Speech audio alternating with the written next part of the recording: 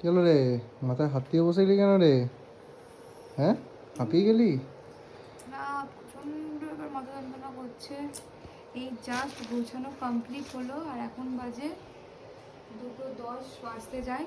আর ওই যে ওইদিকে আমাদের অলমোস্ট প্যাকিং ডান। আর এই যে এদিকে কালকে যেগুলো পরে বেরোবো, আর এই যে একটা যেটা পরবো সেটা এখানে এইভাবে শুকানো চলছে, যেটা আজকেই জাস্ট কাঁচা হয়েছে, জানা ছিল না যে যাব।